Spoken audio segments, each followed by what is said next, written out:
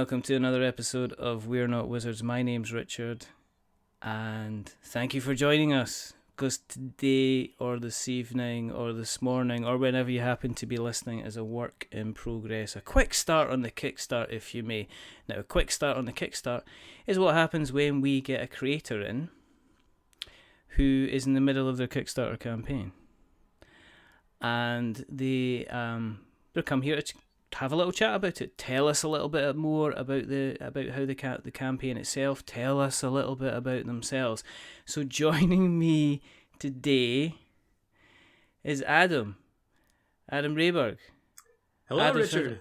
Adam's from Adam's Apples Games, and I'm gonna ask him how he got that name for that company.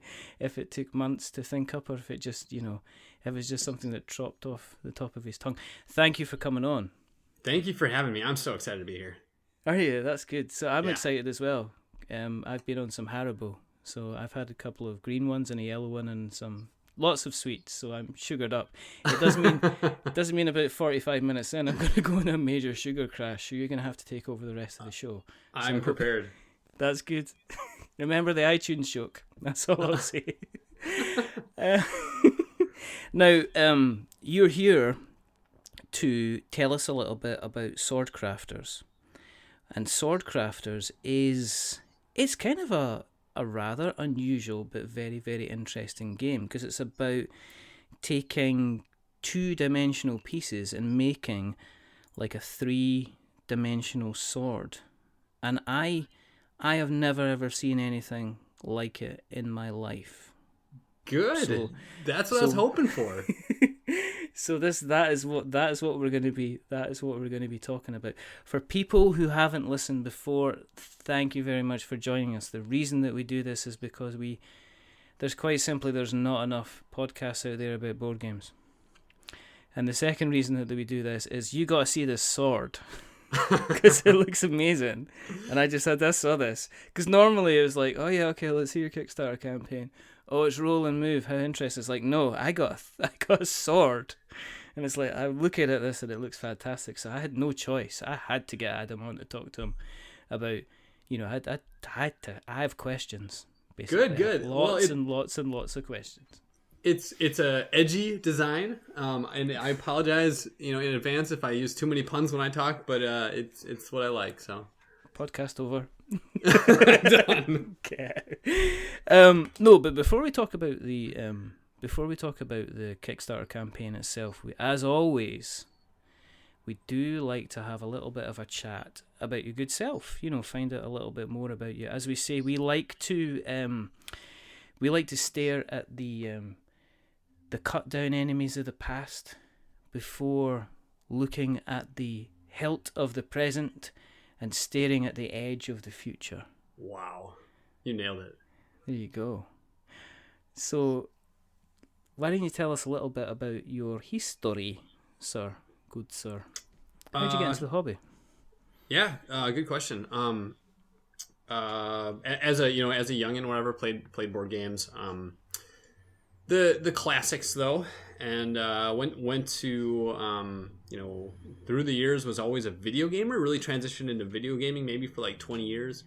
Oh, right, got really into like LAN parties in high school. Like my friends and I, we'd schlep our computers over to someone's house, and some of these LAN parties would last like 48 hours plus. We just keep cranking through video games. It was hot, sweaty, smelly up there, but hey, whatever. Your kid's having fun, and you're playing the latest, probably potentially a pirated video game at the time that we were kids. We didn't have any money.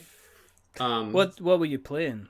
All over the place. So it was anything from RTS like Command and Conquer's, StarCrafts, all the way to the high skill Twitch shooters like a Counter-Strike.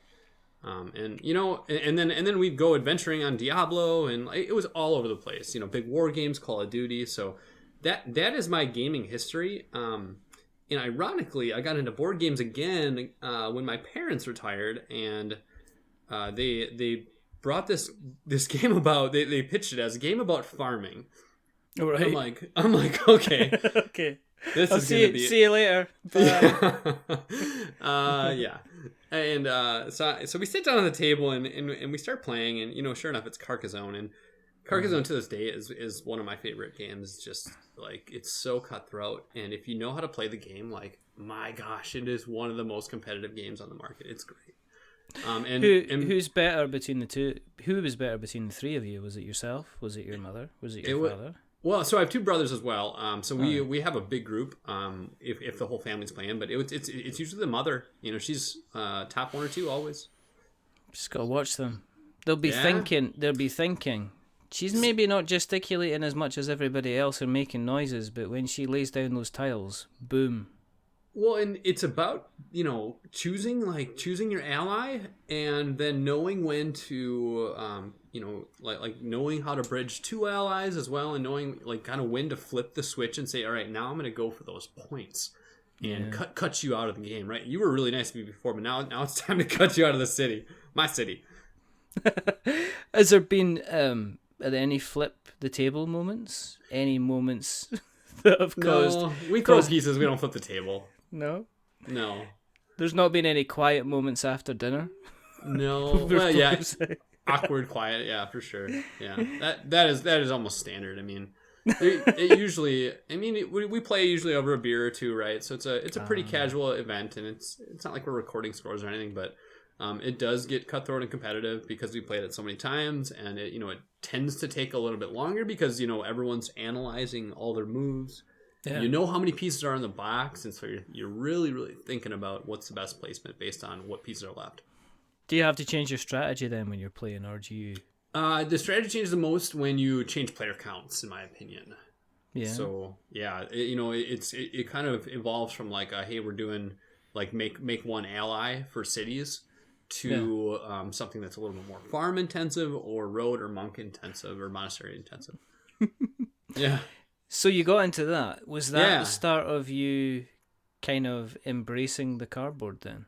Yep, you got it. And at the same time, I was coming out of college, and I took a career in packaging engineering. All right. So it's what I do on a day-to-day basis. Like I'm designing structures and managing printing and graphics and design, like, all day long. And so this is such a great bridge for creativity for me. I'm very restricted in my career path of what you can design for the brand that someone else is making. But when you're making your own brand, you can go hog wild, and you can put anything in you want. You can make a damn sword if you want. It's amazing.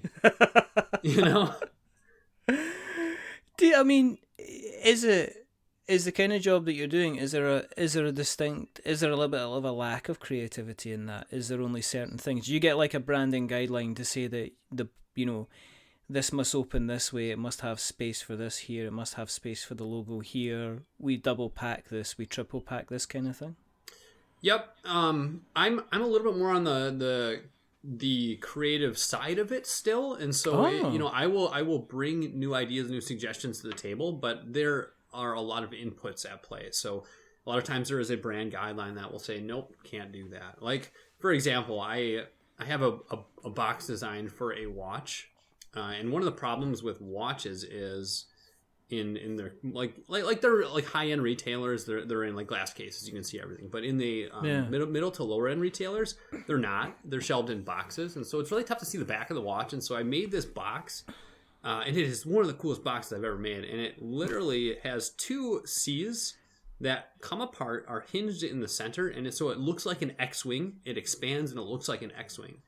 And what it does is you can look and now see and look at the quality of the back of the watch too. So you can see if it's a hinge or a clasp. And so, man, is the thing cool. And like, if I were a watch company, I would literally make a brand of watches and call it like X-Wing or Helix or something. And that would be my power play. I'd be like, this is going to sell the watch.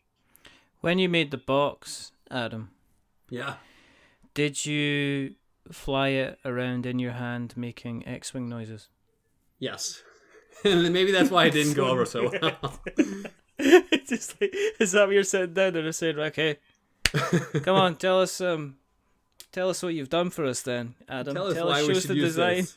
And I pick like it up that. and I just go, pew, pew, pew. Exactly. It's just like that. You know. Red 5 standing by. You're too close. Pull up. And then you can go off and destroy the Death Star. Okay? Yeah. Which, as a complete side note, if you've ever watched Star Wars on with subtitles on, oh my gosh, it's hilarious watching the subtitles and the different syllables and letters that they'll use to make all the noises, those sound effects. It's great. It's like a little side niche hobby that I have, like Star Wars with subtitles. You watch Star Wars. Have you seen the declassified versions of Star Wars where somebody's gone back and they've restored all the original kind of footage? They're going like it's not, what is it? It's something, but they're basically taking the original footage and they're restoring it as much as possible from the original negatives and stuff like that to make the film. Wow. Basically, no, I've not heard of this. I guess I'm not that big of a super fan. I'm a fan, of course, like everyone, but wow, that's cool. I don't know, watching stuff with subtitles. Yeah, it's weird. I guess that means that you get the translations. Do you get the same translations when everybody's talking? Do they translate what R2's speaking? Well, yeah, it does not translate what R2 is speaking into like English or anything, but it does put like syllables and letters around it. So if you want to do your best R2 impression, I would say that's a great starting point, is take that subtitle blurb and try to make it into a word. How did you get into subtitle watching? Was it it's not that serious of a thing, really not. No. But I was on a plane to China when one of the Star Wars was coming out, and I couldn't figure out the damn system, so I had to watch it with subtitles. I was going to say that. This is actually pretty interesting. If I ever get called downstairs, like if I'm recording, and it's like I get like a tap or I get a text. And it's always, the damn subtitles are on the TV. I don't know how to turn them off. Because it's one of these things is, you don't just, you press it once to put the subtitles on. You're just like, okay, subtitles. It's usually an accident too. Let's see what's doing this. Let's see what's happening. And then, but to get it off, you've got to like press it once, and then you've got to scroll along a bit, and then you've got to press it to off, then you've got to press it again. So you've got to like press it 4 times to get the subtitles off. It's like a cheat code. It's just, it is the Konami code, basically. Yeah. How do you get the subtitles off? Let's up, down, left, right, A, B, start. Oh, okay. I never figured that out. If you want to watch a film with subtitles, you should watch Snatch, by Guy Ritchie. Because good film. Because Brad Pitt's character, he plays a traveling family. And they don't, when the subtitles come on for Brad Pitt, they don't always necessarily put the subtitles for what he's saying. Sometimes they just miss them out. So when he's talking along about he's talking about getting the curtains and stuff like that for his mum. So sometimes Guy Ritchie's going to put in the subtitles. He just misses it out. You don't know exactly what Brad Pitt's saying. So it's absolutely fantastic. So that's funny. Have you continued to kind of amass quite a collection? I mean, did your LAN buddies become your board game buddies after a while then? So, oh gosh. It's okay. We can just keep going. So what's the dog's name? This is Gus that you hear. Gus, hi Gus. Gus is our special guest. Special guest is right. Gus is keeping me in check. Every time I'm going to say something nasty about his daddy, Gus is going to bark. Oh gosh. No, I don't have a dog. I have a very agitated rabbit, and he's awful. He's awful. He is. He will go. Did you end up have you amassed quite a large collection of board games now? Yeah, of course. I got a full shelf, and let's see. It seems like it keeps growing all the time. Kickstarter is always like a Christmas present waiting to happen, right? It just shows up and you're like, hey, I remember that one. That's pretty cool. I mean, did your LAN friends, did they move over to the cardboard with you as well? Or was that long after?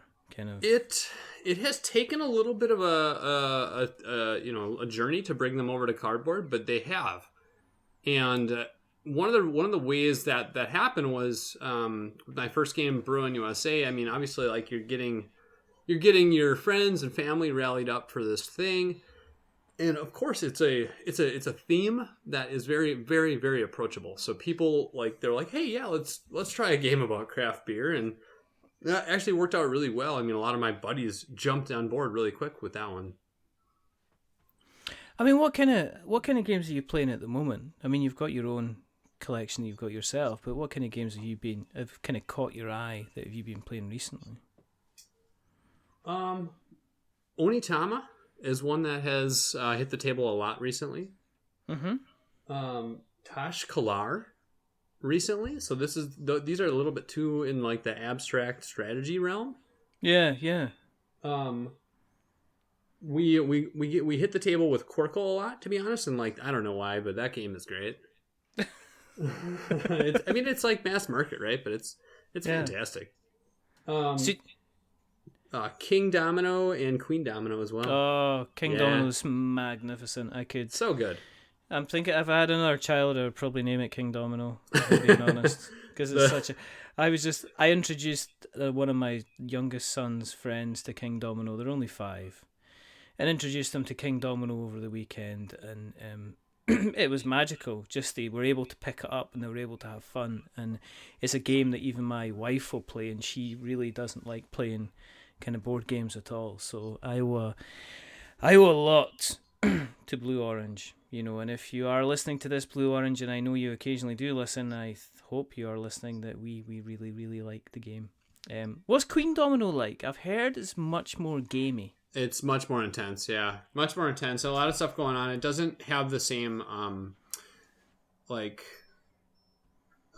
charm, I guess I would say, as King Domino, is like what is there, like 2 component types in King Domino? There's the tile and the meeple. But I guess there's the castle too, but that's really all that is, and I think that is why that game just is so simple and interesting and easy to pick up, and it's still got some pretty cool strategy involved too. So, I mean, you go to Queen Domino and you're like, okay, this is very similar to something else on the market. But King Domino, I think, really stands apart. And, I'll reiterate that. Same at Blue Orange. Love what you're doing. Keep it up. Yeah. Yeah, they've become, it's just one of these things. It's one of these things that it stays down, it stays off the shelf, and it stays accessible. Yeah. All the time. It just sits as well. Just sits there, ready to wait until ready to go. And if you and waiting for my cash monies to be sent by Blue. But how do you make the decision, and how do you take the step from going from somebody who plays games, who did a lot of video game stuff, turned the corner, came back into Carcassonne, started, building up a reasonable collection of games? It sounds like you like the abstract games, though. That seems I do. Kind of like your jam. Have you seen Azul? I think it's called. I love Azul. Love it. Yeah. I don't have it yet, but I have played it and love it. And the other one I would mention out there is Sagrada. Is just gorgeous. Yes, that's the stained glass window game. Mm-hmm. Yep. And that publisher is in town, local, so I know him, and he's an awesome guy too. So that's another part of the fun. Is that who's that? Is that who published that? Floodgate Games published Sagrada. Oh yeah. No, I've heard lots of lovely things about Sagrada. I've heard a lot of people crying at the fact that they can't get hold of a copy of Sagrada. Right. Because every single time it comes into print, it basically it disappears and sells. That's awesome. It sells out really, really, really quickly. But, I mean, going back to my original question, how do you go from somebody who, is building up a collection to sitting down and saying, actually, I have ideas, I have plans, I have, potential games myself. How do you cross that line onto the other side to become a creator? Sure. Two facets of that one. The first one was just wanting to start and run a business. And so I think most people come into, at least in my guess, most people come into game design and publishing from the gamer standpoint, and I'm kind of equally in the like small business camp and the gamer camp. And then the second facet is started actually down the digital game design path. And man, is that difficult. And so if you need to learn, like, obviously, like board game design, there's game design principles and mechanics. There is, there's artwork and graphics. There is componentry. But in the digital realm, you have many, many more layers of design and development when it comes to coding and graphics and particle effects and 2D versus 3D. It just is, it's mind-boggling. And so if you're trying to learn from the start in the digital setting and you don't know all that stuff, that makes the game design aspect really hard to learn quickly. And so flip that on its head, go over to board games, you can get your feedback from players and you can make a change on the fly. Where in a video game, like you need to send out another test batch or whatever, another version. So yeah, you have to do a build, you have to register it, you have to send out all the keys again, you have to allow people to be able to download it. You've still got to DRM the thing to make sure that nobody else is just going to copy it on the fly and send it kind of out there. So yeah, I mean, I've spoken to a few people now who started off in the video gaming space, and I mean, you get things like Game Maker Pro and things like that, which allow people to kind of stretch their creative muscles very slightly, and you get people that make some decent games, but you still need to have a very logical mind when it comes to putting a game together. And it really, really, really makes you appreciate these bigger studios that just have these tool sets kind of sitting there that say, okay, you want to have a section here where the character's running and jumping. Well, here's this tool set you can use, kind of thing. Yeah, that's crazy. Starting it from scratch. So, out of interest, I mean, what was the kind of the digital game that you were thinking of? What did you think about first of all? Good question.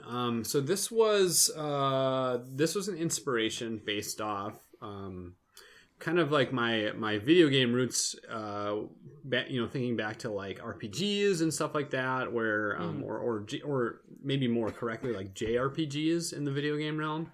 Yeah. And my idea was that Match 3 was just starting to get popular at the time. And so I was like, okay, well, what if you put a simple mechanic like a Match 3, doesn't have to be Match 3, but a simple mechanic to handle some of those inputs and make them more fun, like attack versus magic item. Like pressing that button in an RPG was not that fun. It was the other stuff that made that game fun. But what if you put more emphasis around that and then simplified the rest?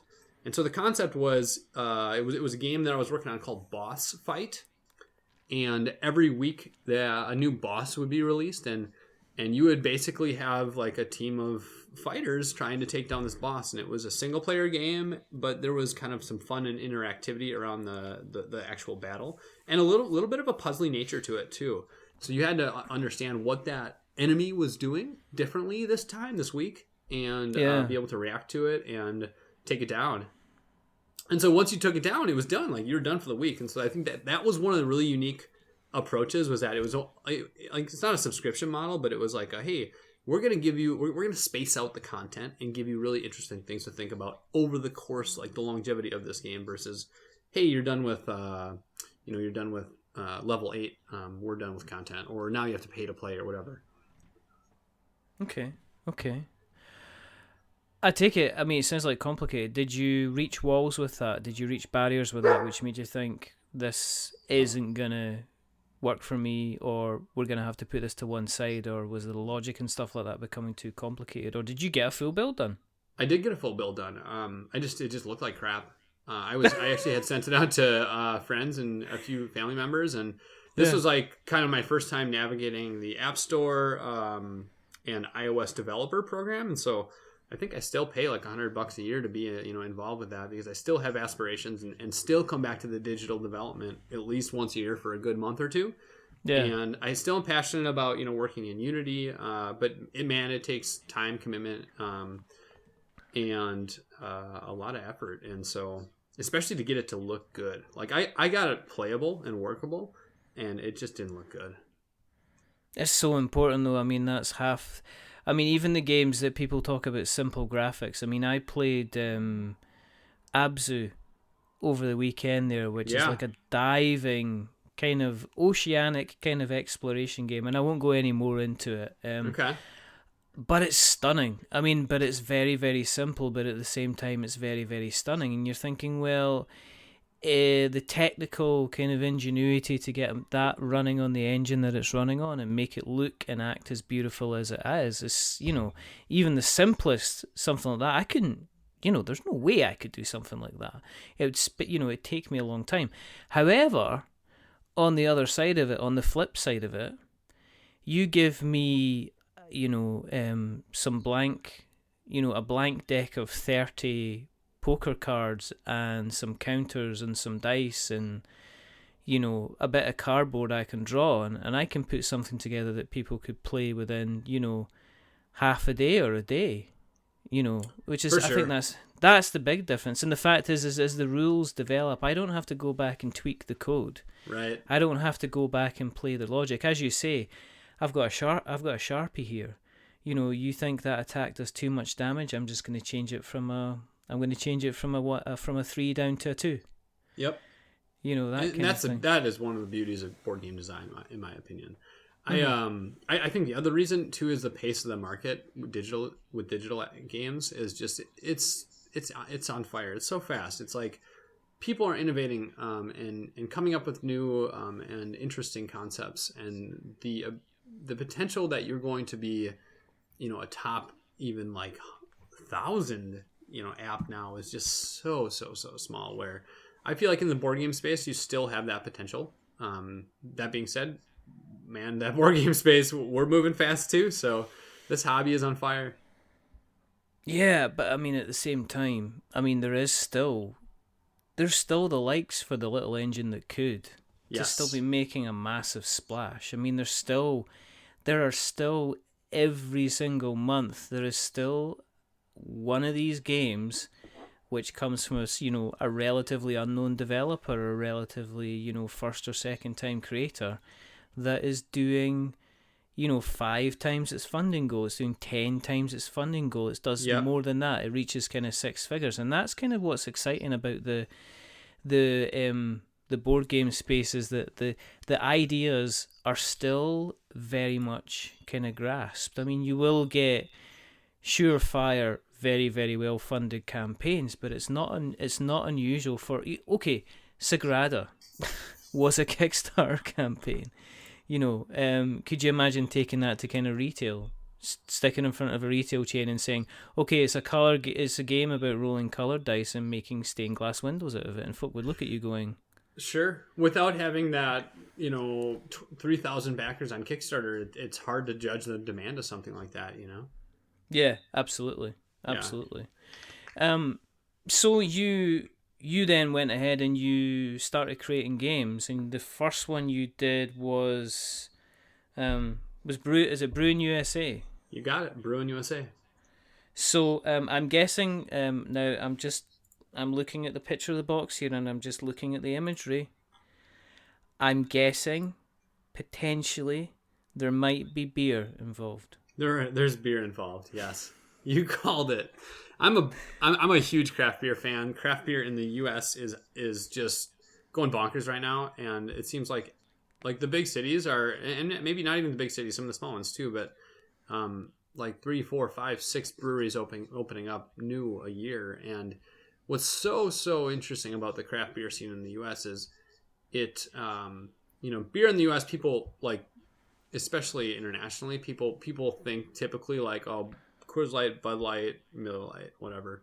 Yeah. But this is like still a niche, and it's growing. But it is so local, and so you'll have like someone from Seattle that loves their B51, you know, Porter Bomber beer or whatever, and you'll have someone from Minnesota that stands behind their brewery, and they just rep it, you know, and like they don't really compete in a nasty way, but it's just kind of that whole culture builds each other up. So it's really, really cool scene. So I mean, yeah, I mean, is that what made you decide, because you were involved in that as an addition, because that was kind of like a hobby? Yeah. Is that what made you decide, well, let's mix the two together?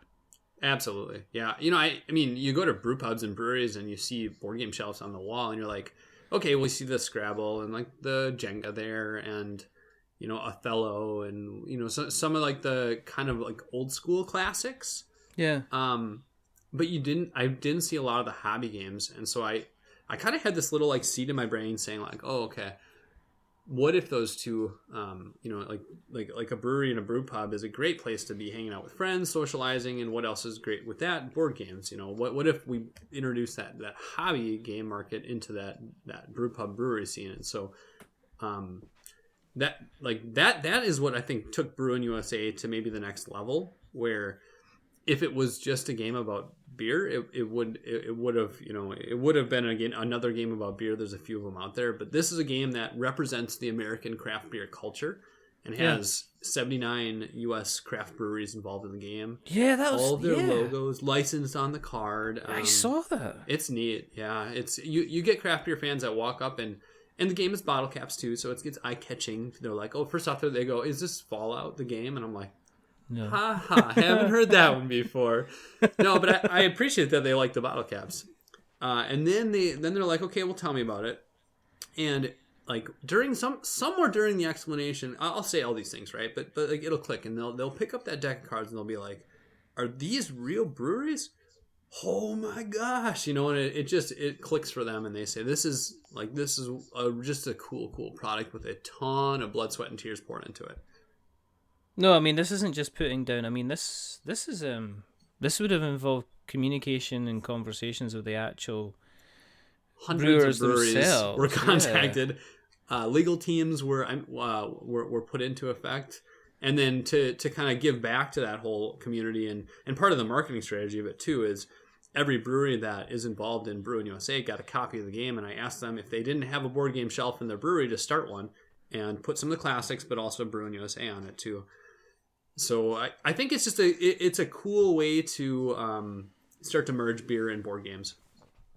But this funded well. Yeah. I mean, you went on. You had a target of 20 grand. You went on to do 36. Yeah, that one was a big success for sure, especially as a first time creator. I mean, that was maybe a little bit aggressive. That being said, it was a little bit different days in the Kickstarter world where you could fund a $20,000 goal on your first go. It seems like these days it's a little tougher to do that. Yeah, I think there's an expectation, and there's also, for some reason, people have got it in their heads that when you're looking at somebody that's going to fund a project, I think they look at the number of projects that you've maybe backed yourself, as well as the number of ones that you've created. Because I've seen that actually cited, somebody saying, nah, I'm out. The guy's not created a project before, but more importantly, they haven't really backed an awful lot of games on Kickstarter themselves. Sure. Which make me wonder if they're aware of how it goes, which is a strange way of doing things. But I guess I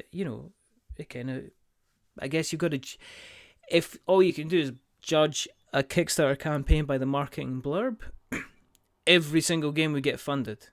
Because everybody would believe everything that everybody was saying. So I guess, they look at it as a benchmark and they say, okay, well, let's look at other things like, social media presence and, everything like that. Is that going to work for, is that helping kind of like, I guess, get their reputation up? Sure. And, I think the personal aspect too, like put your face on the page when you're a first time creator, that's a big deal. It really personalizes the experience. If you've done a few of them, creators start to get away from that a little bit and just really focus on the game pitch and why this game is interesting and different and what is drawing you to Kickstarter. A lot of times it's some exclusivity offering that's not available anywhere else, or it's a pricing discount, or of course you get it early, but you get free shipping and something and yada yada yada something else too. So you move from beer to pretzels. Beer to pretzels, yeah. So I wanted to make a second game where I could hold something in my hand, like the subject matter, like the beer's in the hand, now it's the pretzels. So Food Truck Frenzy, yeah. And that was actually, that finished up, that was almost a year ago. That was almost a year ago. Yeah, I like to run Kickstarters in January, February because it's cold in Minnesota. Ah, right. Is it American cold? Is it, it's not like I heard somebody. I got friends in the West Coast that were saying, "Oh, I had to put a jumper on. It was so cold." And I'm like, it's American cold. I mean, we've hit -10 wow, okay, a few times this year, so that's pretty impressive. it's cold. But Truck Off, that again. I mean, that actually had a smaller funding goal. Yeah, that was intentional. So what happened with Truck Off is there was another creator hitting Kickstarter in the same exact month that we were, and they had a food truck game, and they had a bigger audience than we did. All right. And you see that, and you're like, okay, well, that sucks. That's really bad luck. And they were really cool about it. We both, we both exchanged messages, made sure each other was aware of what was going on. The other company was Daily Magic Games, and their game was called Food Truck Champion. But right. they had a bigger following than I did, and so what I went to do was to fund quickly so that we didn't stall out and have our audience and our backers like making the decision like, oh, should I do one or the other? So we priced it really aggressive. We put the funding goal really aggressive, and it's a little bit smaller, more compact game than Bruin USA, and yeah, it just like that game is doing well as well. So that. I mean, Bruin USA is sold out right now, and I need to think about reprinting. And Truck Off has got about 100 units left, and I need to think about reprinting. And can you get Truck Off on your website then? You can still get Truck Off on the website, and it is also still in like retail and Amazon.com type stuff. But all of my stock in my inventory is gone. So, cool. Yeah. Okay. Right. So the $6.5 million question. Yeah. You do trucks, you do food, and then you do swords. I knew you were gonna ask this one.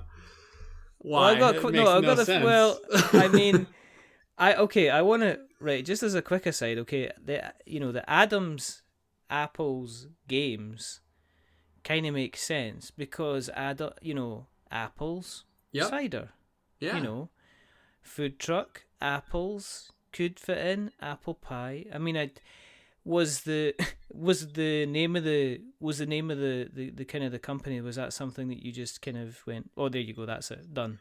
Or did you go through quite a big decision making process? It kind of was a snap decision, but after a long process. And I was looking for help and feedback on a company name, and I actually wrote an article about how not to name your company. And it actually it's pretty solid article. It gets a lot of traction still today on Google, and like there's some common pitfalls, like some SEO things. You don't want to use like numbers instead of letters, stuff like that. And like after writing the article, I was like, oh man, actually it's pretty dang tough to come up with a name, and you want to be product relevant, and you want to be like one of the things that I thought really was interesting was especially when it comes to some of the game lists on like BGG and stuff like that. Like a lot of them are alphabetical, and I was like, well, that's interesting. What if I leverage that, with my name and then Adam's Apple is just kind of a thing that's a little bit cute, memorable, but not too fantasy driven. And so I was like, well, that's interesting too. I take it Aardvark Games was taken then. Aardvark Games was not taken. I don't think it was taken. But yeah, there's a lot of game companies out there, and especially with the digital games, like crossing over just company names, it's hard to find one that's unique and different. So, okay, but swords, Adam. How did we get to swords? Yeah. So how'd you get to swords? My concept as a company, my business plan as a company is to look at themes that are misrepresented in the market, and the hipster Americana theme is misrepresented or underrepresented in the board game marketplace, in my opinion. There are some companies that have done it really well. There are companies that are continuing to do it really well. One of the big ones was Dice Hate Me had, I thought, a very good representation of kind of Americana, but they since, I believe, have gotten acquired and so a little bit less of a presence. And so beer makes a ton of sense. Food trucks makes a ton of sense. Where the swords came in was a little bit of a fleet of, or a stroke of luck, or just kind of like an insight, where we're sitting at Gen Con, and Chris and myself, kind of the two company founders, we're talking, and we had this game that we were thinking about, and it actually was called Swordcrafters at the time. And then, like, it's just been a long convention. It's been a very successful convention, and we're just kind of winding down and just kind of joking and saying a bunch of things that don't make any sense, And across from us, there was this board game that was like a 3D Mountain, and those guys were pretty cool. They came over and said hi, and I think maybe that thing sitting over there kind of sparked a thought in the brain, and so we said, well, hey, remember that Swordcrafters game? Like, what? Scrap out all the rest of like the stuff we were thinking about, like the fantasy, the dungeon crawl, the keys, the treasure, whatever. Like, get rid of it. What if we just made the sword? And Chris looks at me and he goes, "Oh my god, that's it. That's Swordcrafters," and so it just kind of started to like put together in our brains. Like, you could see us thinking the same thoughts at the same time. And this was literally the fastest game design that we've taken from design to market. Like, it was from maybe August of last year, and then it's already on Kickstarter now. So it was so fast, so racingly fast. But the gameplay and mechanics are really simple, and like that helps you test games really quick and be very confident in their quality to hold up against players trying to break them. And part of the mechanics within the game too are make it really strong as well. I think what's good. What was that, Gus? That's Gus. You felt that the color scheme needed to be strong in order to give the right impact to people looking at the game for the first time? Well, I made a choice to do kind of a middle of the road fantasy approach, so not too cartoony, and also not too high fantasy. And so, thinking that kind of the trope of like swords have gems and power and magic, like let's lay into that and then bring that to life with color. That's cool. Yeah. And does Gus like it? Gus is a fan. I don't know that his four claws can hold the sword, but I think he would chew on the sword. Well, that's very happy to do that. I've often, I don't know if you've ever seen the people that they're playing a card game and they kind of get the card a bit too close to their mouth. And yeah. You're kind of looking over them and you're just like, if your lips go apart, mate, I'm reaching over that table. Yeah. I'm telling you. But how does it play? I mean, this is fascinating to me because you're literally building stop what you're doing, whatever you're doing just now, while you're listening to this podcast, and click on the link for the campaign and have a look, because you're actually building a sword. You're not kind of laying it flat on the table. You're not kind of putting components together. It's not like you're putting dice to represent jewels like Sagrada or anything like that. You're physically picking up a couple of bits of cardboard, you're slotting cardboard on the top of it, and you're making yourself a three-dimensional sword. Yeah, it's like standees. Like people are familiar with cardboard standees, where they go at 90 degrees, they slot into each other. But it's like every piece of the game is like that, and you're slotting them all together, and it's like a two-sided or a two-slotted tile. So it's like a super sturdy thing. So when it's created, you can actually wave the sword around, and it'll stay together in your hand. It's super unique. So how do you play it? I mean, what's the mechanics? How does a round happen? Sure. Really, really simple. You start with a grid of tiles on the table, and it's either 12 tiles or 16 tiles, depending on the player count. And there is one of those tiles in the center that is a first player token. And so on your turn, it's really simple. You just make a fully vertical or fully horizontal division in that grouping of tiles, going from one grouping of tiles to now two groupings of tiles.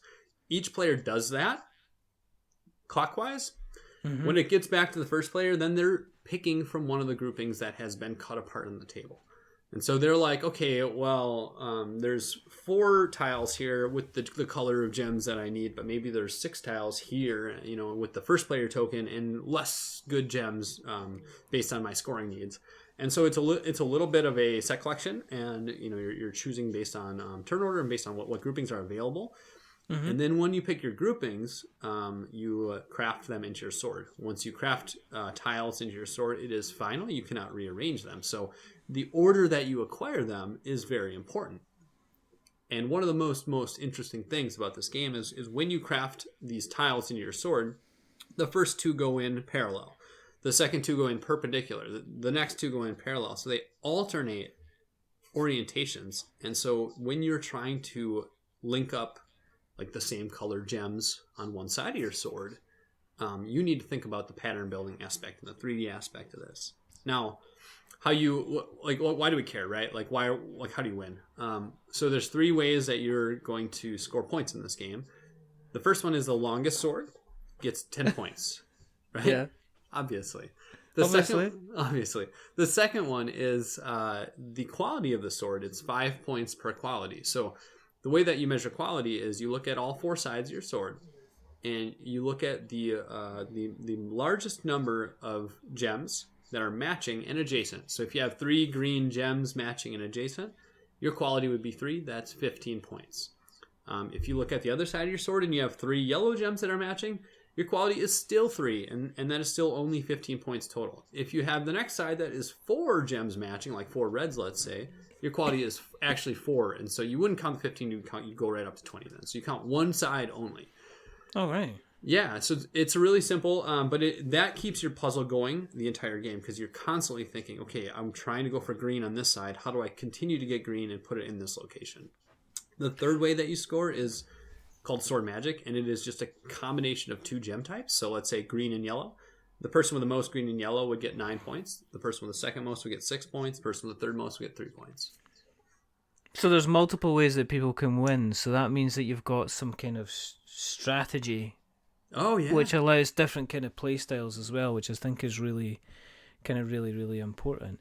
And you're aiming for that throughout the game as well. So it's not like you get like a surprise scoring at the end. You're saying that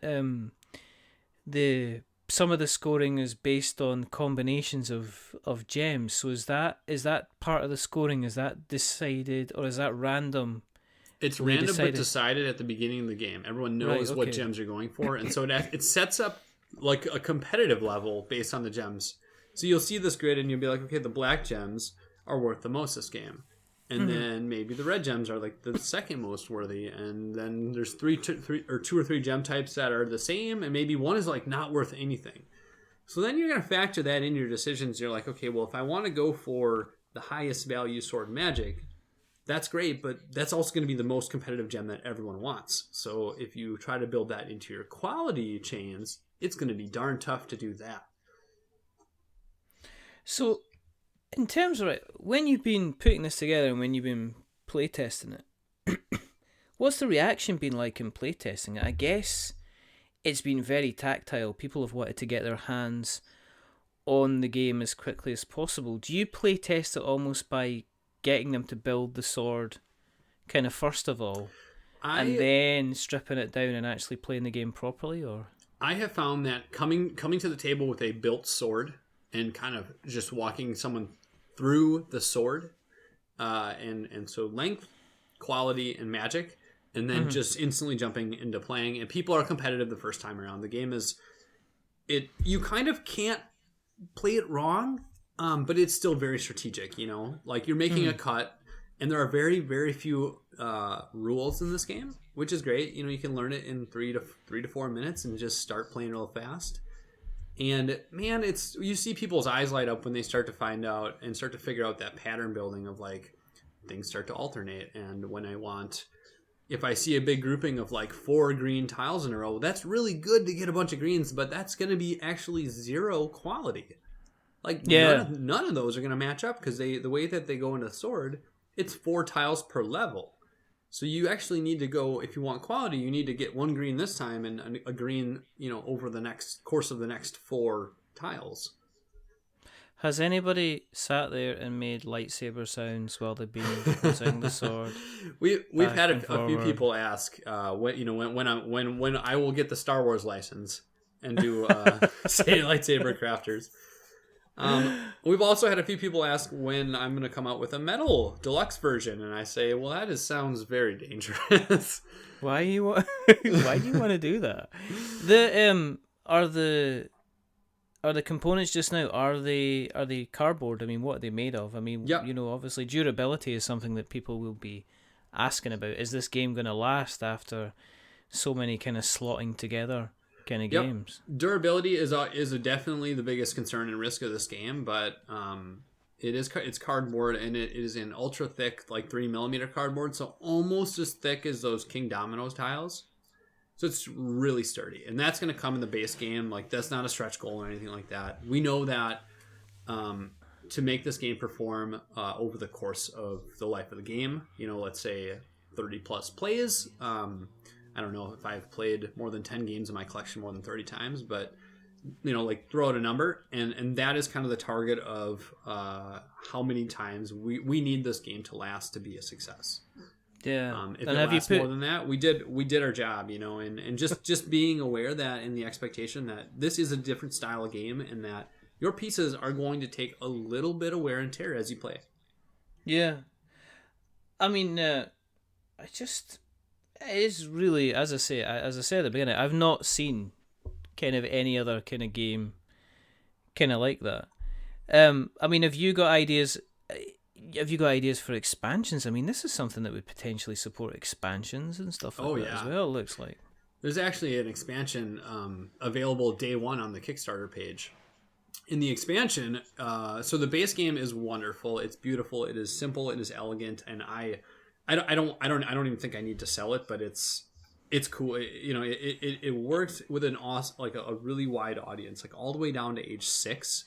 Mm-hmm. They just get it. It's so simple. But I also know that there is an audience out there. There's a gamer audience that wants a little more meat, a little more complexity, and so we built that into the expansion. Right. And it adds 4 more tiles to the grid, and then also some wild gems. And the tiles that are added to the grid are called relics. Think of these as like a sword that was famed in battle for defeating the goblins. Maybe the Goblin Slayer, right, was broken, and some of these fragments now are available to pick and choose from in this grid of tiles. And what these relic tiles have on them, it's different than a sword tile in that the relics do not get slotted into your sword, but they set up little mini goals that you need to think about to potentially score even more points during the game. So mini goals such as, if you get one color of every tile in your sword, this particular relic is going to score 5 points. Mm-hmm. Stuff like that. So you're now not only balancing like length, quality, and magic, but you're also balancing potentially a significant amount of these mini goals. And it does check boxes, because you're puzzling now. You are thinking a lot of different things. You're still interacting with everyone else. It's not super AP at that point, but it is puzzling, and there's a lot of depth and strategy. Okay. How's it been? Was it, when you're sending out review copies, how easy was it to... Well, I mean, how easy was it to kind of, first of all, did you get questions straight away about how you were playing it? I mean, were people just like, I want to review this game, I need to find out more about this game as quickly as possible? Was there kind of like a lot of general interest? Because you seem to have got, I mean, you've got, looking at this, you've had, I think it's Edo's from Pencil First Games. He did a review for that. Is that right? Yep. Yeah, he was excited about it. I'm a good friend of Edo's back from a few years ago. So yeah. He was like, hey, you never sent me one of your games. I'm like, I got one coming out. He's like, bring it over. So that worked out really well. This game came to life so fast that the excitement level has not had time to build. I would say the average board game comes to life slower than 6 months of design and development. So this might be one of the faster ones coming to market. That being said, I think the intention is that this game releases at or near Gen Con, and so just think of like people walking around the convention holding swords that are also a game. Yeah. Like I don't see how this thing doesn't just get eyeballs. Like it should just have that X factor. Yeah, as I say, it's definitely kind of unusual. And you can, I mean, it's relatively well. It's kind of in the middle in terms of funding goals on your previous projects that you've done. Yep. You're looking for $10,000. Yep.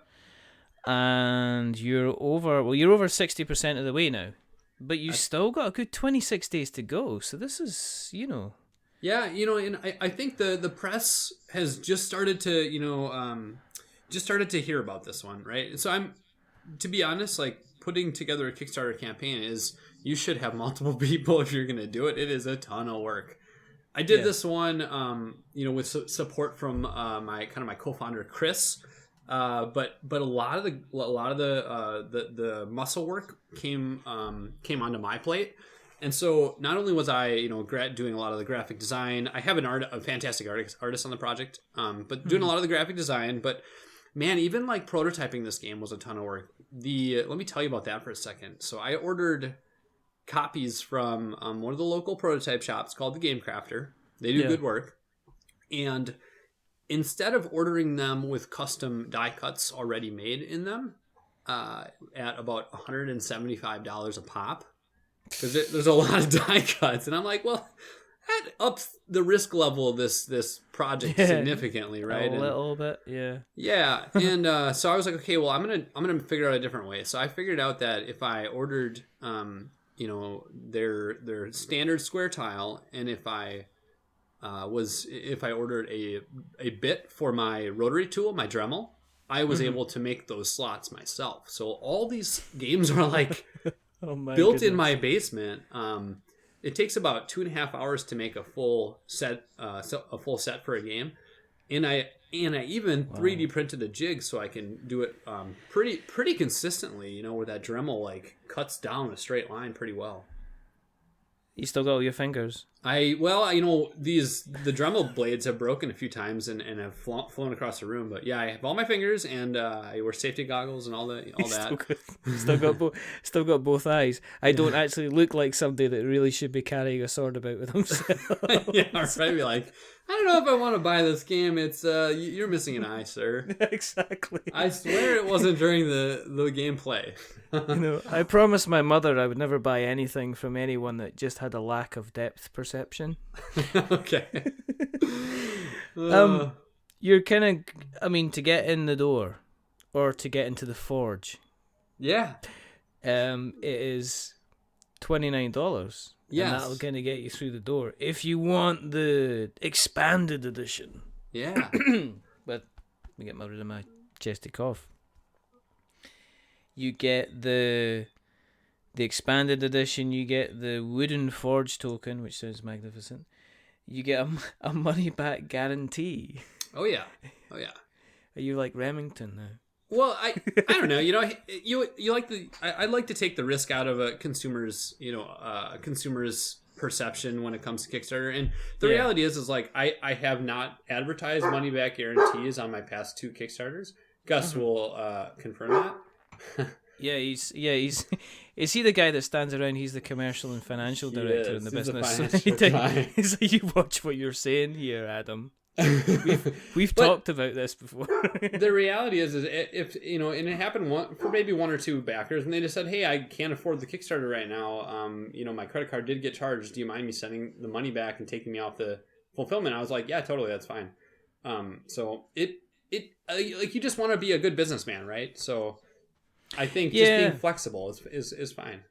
Yeah, I think I think one of the things with Kickstarter, and one of the things that there's ultimately, how to say this, I think it's kind of like a retail proposition that has a much easier ability to get people's hackles up in terms of the product they're receiving.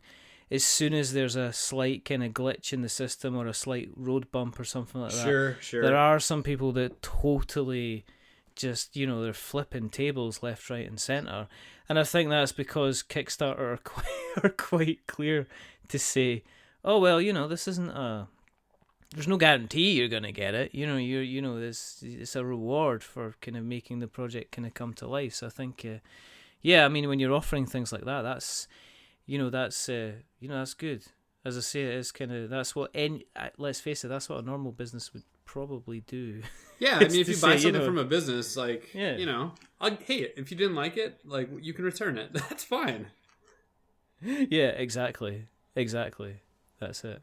And Um, and in terms of just customer service and customer support, I feel like the best projects are the ones that truly have creators that have the best communication. And that is probably the secret sauce for that whole Kickstarter market, is if you have good communication and you're able to engage with your fans, and then because you're engaging with your fans, you start to attract people that don't know you. Like, I think that's how people get successful on there. is that why you see Kickstarter campaigns where the comment sections on, maybe on smaller campaigns aren't as busy as you would expect. And yet here you are kind of diving straight into your own comment section, kind of stirring the pot and saying, yeah, stir the pot, right? Right, guys, come on, let's get some interaction here. Let's get some kind of conversation here. And you've even said, if you haven't backed us before, this is what we did in our previous projects to kind of build, I guess, that kind of community, which is an extreme, it's a very difficult thing to do in a very short span of time. Yeah, I mean, a lot of people come to the page once, and they make that one decision and leave. But then there's also a lot of people that are rooting for you, rooting for the project. They want to see those stretch goals be hit. They want to see this thing come to life in as cool a form as they can, and like they're excited to engage, and they're excited to provide comments and feedback, and like it's cool to kind of curate a friendly community and a respectful community that. I think that's how you get people on your side versus the creators that kind of let the comments let the negativity build, or let the delays happen, or just are not as quite proactive as communication as they should be.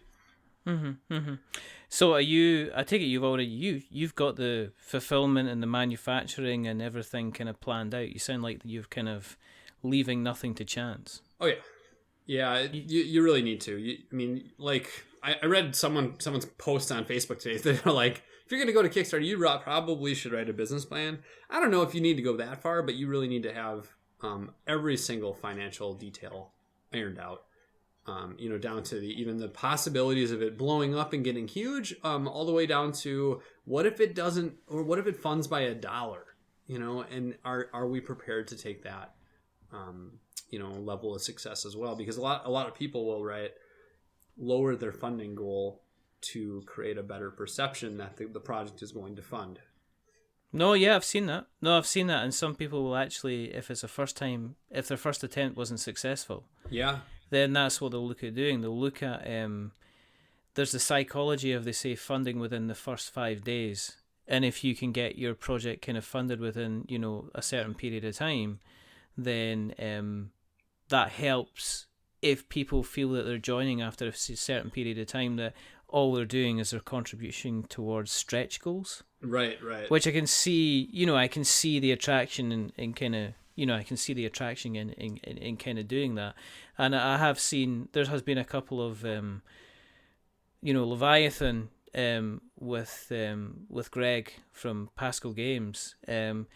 They didn't fund the first time, but they're back in. They lowered their goal, and lo and behold, they've not Day only... one they funded, right? Yeah, they funded. And that's awesome. They funded, and we're looking forward to seeing how far that kind of goes, because I think there's a psychology behind it to say now, well, this isn't, you're not taking a punt on us now. We're, this is going to get made. It's just a question of whether or not you want to kind of dive on or not. Right. I mean, going forward, are you like all these other wonderful, inventive creators out there that you have your next 2 or 3 games kind of out there and ready to go and kind of planned? I'm probably not quite as as prepped for the next game ready to go. Like I don't think I have the capacity in my life to do more than 1 to 2 of these per year. I probably could stretch it 2, but man, they take a ton of effort.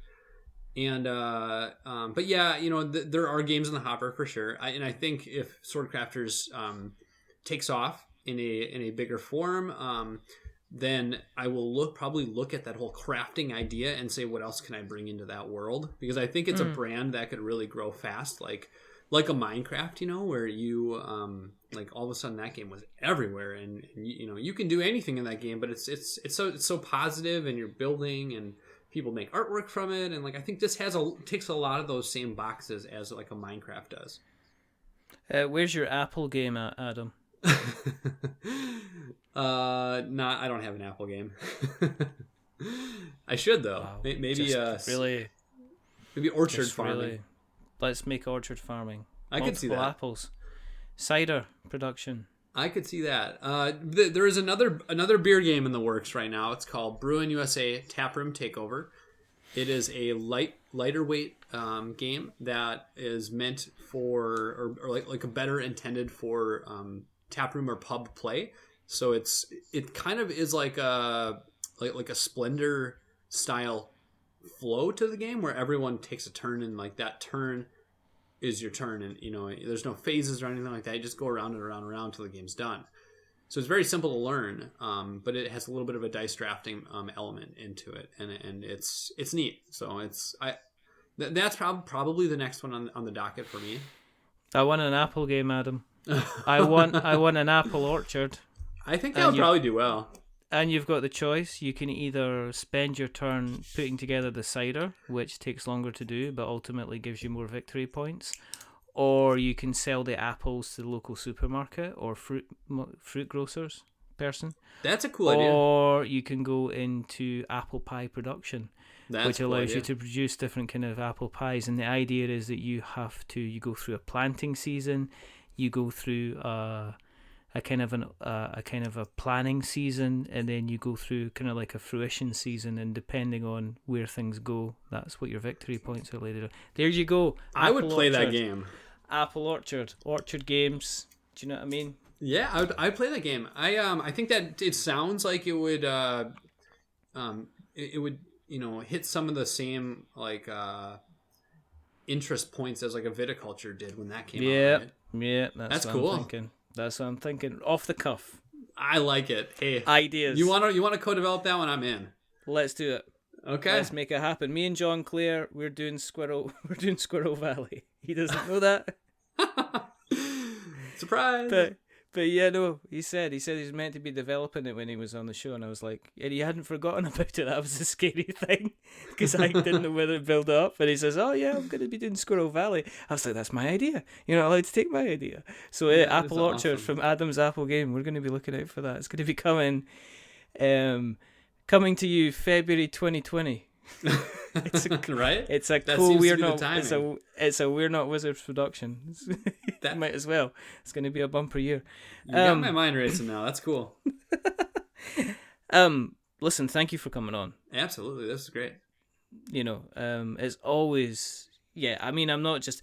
I mean, there's certain games that kind of strike a chord in my imagination, and I will be the guy that will be going zoom, zoom, zoom, good kind of thing. If I ended up making kind of like a sword that had all green gems down one side and then all red gems down the other, yes, then I'd be switching between Darth Vader and Luke Skywalker impressions.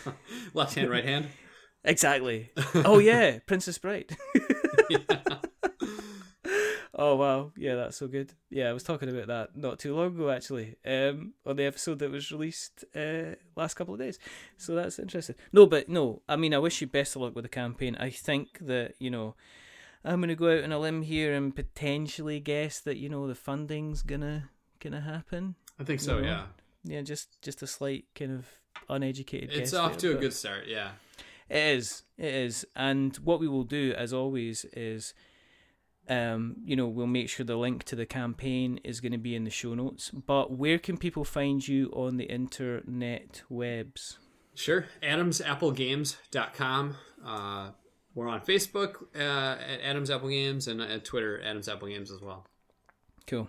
So we'll make sure all of these links appear in the show notes. That is so awesome. We have notes to show. If you want to keep an eye on what we are up to, then you can find us too on the internet. We are on Twitter, which is We're Not Wizards. We're on Facebook, which is We're Not Wizards. We are on YouTube, which is youtube.com/c/We're Not Wizards Tabletop Podcast. We're currently actually also in an insert that comes with the latest board game crate. Ooh. So the wonderful Phil Collins there's a little there's a little nice little bit of kind of review and some articles and a little bit of a story about what's happening with this month's crate. And on the back, they mention us, and they also mention the Unlucky Frog gaming podcast, which is quite cool. So we're quite taken aback by that, actually. So is Gus, obviously. Thank you, Gus. The other thing is if you can also catch us on the normal channels in terms of podcasts. So you can catch us on Stitcher and Spreaker and Acast and Podknife, and you can even listen to us through our website through Podbean as well, which is we'renotwizards.com. You can email us, which is magic@we'renotwizards.com or .co.uk. Yes, we're on Patreon. Yes, we're on Redbubble. Feel free to go and Google them if you want to. As normal, if you really, really like us, any subs that you do on Apple Podcasts are very, very much appreciated.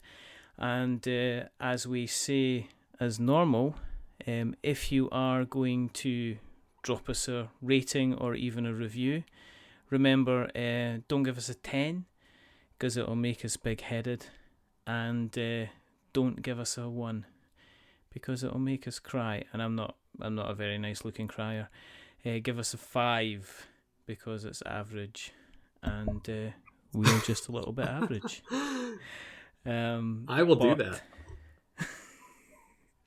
We kind of need... Well, I don't know. Every time I go into Apple Podcasts at the moment, somebody's put a little star, and it's always been really nice. And I always wonder who it is, because you get like different usernames, and it's obviously at the time where somebody got an iTunes account at the very beginning.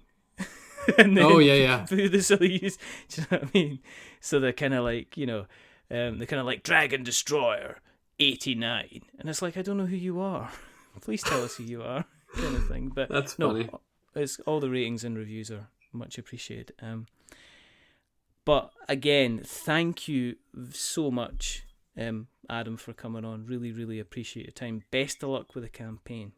Cool. Thank you so much. There's only 2 more things to do. Okay. The first thing is to remember that we are many things, but we're not wizards. Are we wizards, Adam? Not wizards. Definitely not. We are cardboard sword warriors. Ooh. Lining up our jewels, lining up our pieces, and making sure we've got the longest and the most magical sword in the land. That's right.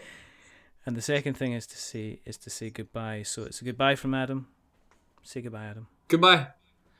And it's a goodbye from me. Remember, stay safe, roll 6s, and check out Swordcrafters. Simple as. You get to wave a sword around. I mean, you get to wave an actual sword around. What more could you want? Go and check out the link right now. But until the next time, goodbye.